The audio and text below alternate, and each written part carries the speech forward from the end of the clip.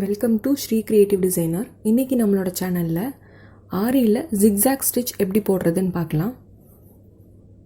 First சின்னதாக ஒரு 2 line போட்டுட்டு ஸ்டார்ட் பண்ணிக்கலாம்.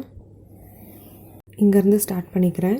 எப்போதும் போல் சின்னதாக ஒரு லாக் ஸ்டிச் கொடுத்துக்கலாம். லாக் ஸ்டிச் கொடுத்துட்டு நீங்கள் எடுத்துகிட்டு போகிற அந்த ஃபர்ஸ்ட் லூப் வந்து நம்ம எப்போதுமே செயின் ஸ்டிச்சுக்கு இப்படி ஸ்ட்ரைட்டாக போடுவோம். ஜிக்ஸாக் ஸ்டிச்சை பொறுத்த வரைக்கும் இங்கேருந்து மேலே ஒரு பெரிய செயின் போட்டதுக்கப்புறம் அதை லாக் பண்ணுற மாதிரி பக்கத்துலேயே சின்னதாக ஒரு ஷார்ட் ஸ்டிச் போட்டுக்கிறோம்.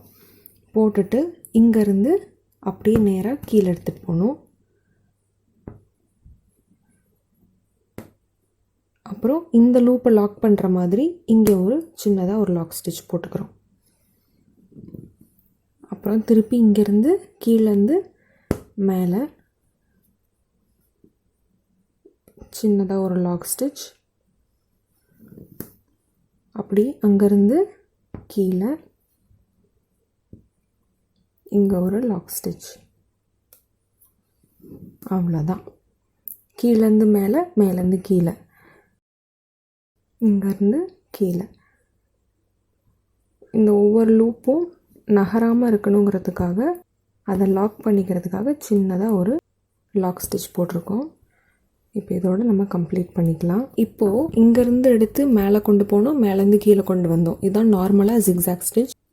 இதை வந்து நம்ம பார்டர்ஸில் எப்படி யூஸ் பண்ணலாம், அதாவது ஸ்லீவ் பார்டர்ஸில் இல்லைன்னா ப்ளவுஸோட நெக்லைனில் நம்ம வந்து எப்படி யூஸ் பண்ணலாம் அப்படிங்கிறதுக்காக இதிலே கொஞ்சம் மாடிஃபைட் வெர்ஷனில் நான் ஒன்று காமிக்கிறேன். அது எப்படி போடுறதுன்னு பார்க்கலாம். அதுக்கு ஃபர்ஸ்ட் நான் வந்து சின்னதாக 2 லைன் போட்டுக்கிறேன். நம்ம ஜிக்ஸாக்கு போட்டிருந்தோம் இல்லையா, அதே மாதிரி 2 லைன் வந்து இங்கேருந்து போட்டுக்கலாம். ஸோ இந்த ஜிக்ஸாக் ஸ்டிச் போடுறதுக்கு நான் 2 டிஃப்ரெண்ட் கலர் சில்க் த்ரெட்ஸ் எடுத்திருக்கேன். நீங்கள் ஜரி த்ரெட்டில் கூட நீங்கள் போட்டு ப்ராக்டிஸ் பண்ணி பார்க்கலாம். நான் ஃபர்ஸ்ட் டைம் போடும்போது கொஞ்சம் வித்தியாசம் தெரியும் அப்படிங்கிறதுக்காக நான் 2 டிஃப்ரெண்ட் கலர்ஸ் எடுத்திருக்கேன். நான் ஃபர்ஸ்ட் இந்த ஜிக்ஸாக் போட்ட மாதிரி இங்கேருந்து ஸ்டார்ட் பண்ணி எப்போதும் போல் சின்னதாக ஒரு லாக் ஸ்டிச் கொடுக்க போகிறோம்.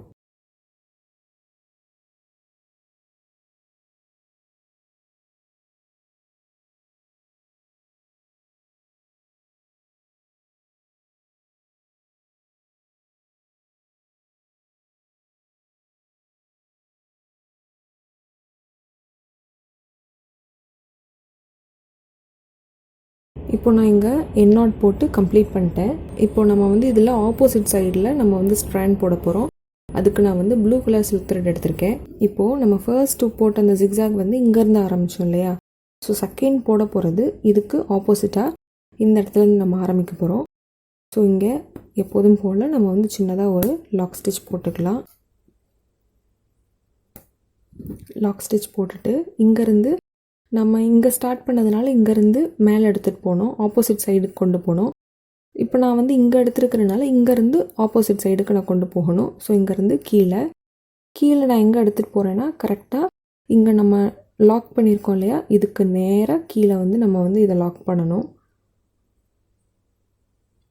நீங்கள் பிகினராக இருக்கும்போது கொஞ்சம் இதுக்கு வந்து நீங்கள் அந்த மாதிரி ஸ்கேலில் வந்து கோடு போட்டுட்டு கூட நீங்கள் வந்து ப்ராக்டிஸ் பண்ணலாம். ஸோ இங்கே இப்படி போட்டுட்டு இங்கேருந்து மேலே எடுத்துகிட்டு போகிறோம். எங்கே லாக் பண்ண போகிறோம் அப்படின்னா கீழே நம்ம லாக் பண்ணியிருக்கோம் இல்லையா, இதுக்கு ஆப்போசிட்டில் கரெக்டாக நேராக இங்கே வந்து நம்ம லாக் பண்ண போகிறோம். ஸோ இங்கேருந்து எடுத்துகிட்டு போயிட்டு இந்த இடத்துல குத்தி சின்னதாக லாக் பண்ணிக்கிறேன். லாக் பண்ணிவிட்டு இங்கேருந்து கீழே எடுத்துகிட்டு வர போகிறேன். கீழே ஆப்போசிட்டில் நம்ம லாக் பண்ணியிருக்கிறதுக்கு நேர் ஆப்போசிட்டில் கீழே லாக் பண்ணிக்கிறேன். லாக் பண்ணிவிட்டு இங்கேருந்து ஆப்போசிட் எடுத்துகிட்டு போகிறேன்.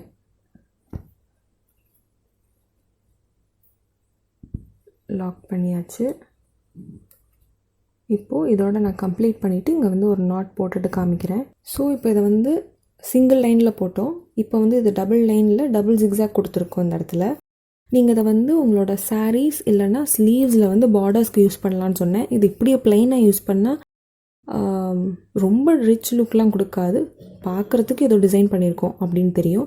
பட் இதை வந்து இன்னும் கொஞ்சம் ரிச் ஆக்கணும், நம்ம வந்து பண்ணது சின்ன டிசைனாக இருந்தாலும் பார்க்குறதுக்கு இன்னும் நீட்டாக இருக்கணும் அப்படின்னா இதில் என்ன பண்ணலான்னா இது மாதிரி பீட்ஸ் அங்கங்கே நம்ம வந்து கொடுத்துக்கலாம். இது மாதிரி பீட்ஸ் வந்து நம்ம இங்கே சென்டர்ஸில், அந்த பீட்ஸ் சென்டர்ஸில் கொடுக்கல அப்படின்னாலும் இப்படி கார்னர்ஸில், இப்படி ஆப்போசிட் கார்னரில் நீங்கள் வந்து கொடுக்கலாம். இப்படி கொடுத்துட்டு நடுவில் வந்து நீங்கள் ஃப்ரெஞ்ச் நாட்ஸ் போடலாம். அதாவது இப்போது நான் இதை வந்து 2 டிஃப்ரெண்ட் கலர்ஸ் எடுத்திருக்கேன்.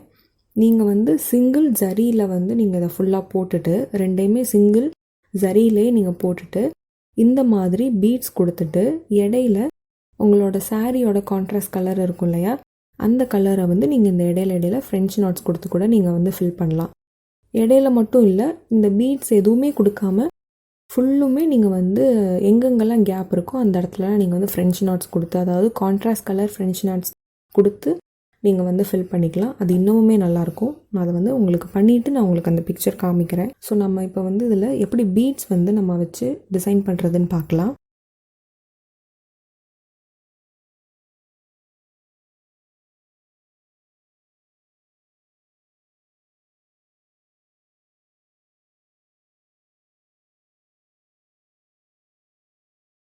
ஸோ இப்போ இதே மாதிரி உள்ள ஜிக்ஸாக்ல நம்ம பீட்ஸ் கொடுத்துருக்கோம் இல்லையா, பீட்ஸ்க்கு பதிலாக ஃப்ரெஞ்ச் நாட்ஸ் கூட நீங்கள் போடலாம் அப்படின்னு சொல்லியிருந்தேன். அது எப்படி இருக்குன்னு பார்க்கலாம். ஸோ ஃபைனலி இது மாதிரி நீங்கள் ஃப்ரெஞ்ச் நாட்ஸ் கூட போட்டு நீங்கள் கம்ப்ளீட் பண்ணிக்கலாம். இப்போ நான் இதில் வந்து உங்களுக்கு காமிக்கணுங்கிறதுக்காக கொஞ்சம் பெருசாக போட்டிருக்கேன். நீங்கள் வந்து இந்த பாக்ஸை வந்து சின்னது பண்ணிவிட்டு, சைஸை சின்னது பண்ணிவிட்டு ஃப்ரெஞ்ச் நாட்ஸ் போட்டிங்கன்னா இன்னுமே நல்லாயிருக்கும். ஸோ இந்த ஃப்ரெஞ்ச் நாட்ஸ் மட்டும் இல்லாமல் இந்த பீட்ஸ் கூட நீங்கள் இடையில அங்கங்கே நீங்கள் கொடுத்து நீங்கள் பார்டர்ஸ்க்கு நீங்கள் யூஸ் பண்ணிக்கலாம். ஸோ இந்த வீடியோ பற்றின உங்களோட டவுட்ஸை கீழே கமெண்ட் செக்ஷனில் கேளுங்க. தேங்க்ஸ் ஃபார் வாட்சிங்.